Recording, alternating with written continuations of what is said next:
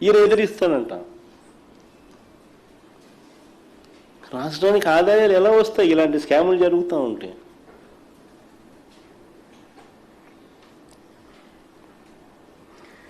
చంద్రబాబు గారి ప్రభుత్వ ఆర్థిక పనితీరు అధ్వానంగా ఉందని చెప్పడానికి ఇంకొక అంశం కూడా చెప్తాను.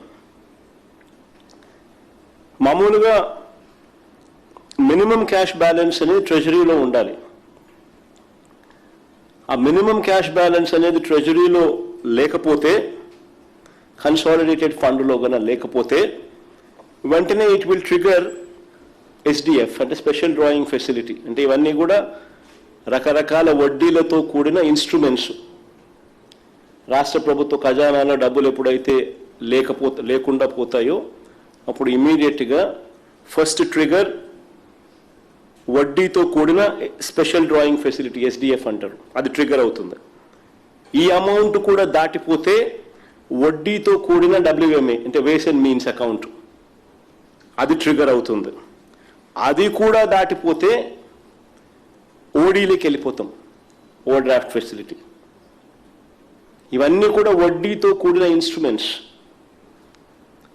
ట్రెజరీలో మినిమం బ్యాలెన్స్లు లేకపోతే, రాష్ట్ర ప్రభుత్వానికి సంబంధించిన కన్సాలిడేటెడ్ ఫండ్లో మినిమం బ్యాలెన్స్లు కానీ లేకపోతే, ఆశ్చర్యం కలిగించే విషయం ఏమిటో తెలుసా? ఏ కష్టాలు కూడా చంద్రబాబు నాయుడు హయాంలో లేనప్పటికీ, మా హయాంలో అన్న కోవిడ్ లాంటి విపత్కర పరిస్థితులు చూసినాం, రకరకాల ఇబ్బందులకర పరిస్థితుల మధ్య రాష్ట్రాన్ని నడిపినాం.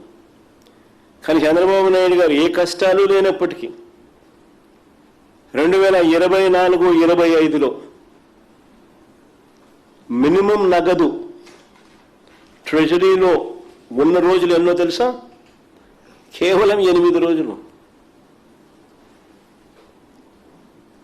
అంటే 365 రోజులకు 357 రోజులు ట్రెజరీలో మినిమం బ్యాలెన్స్ కూడా పెట్టలా.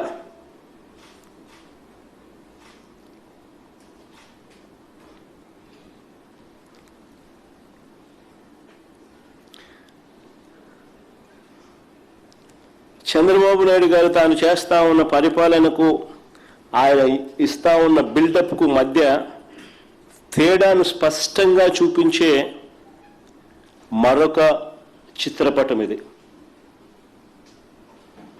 మరొక పెయింటింగ్ ఇది.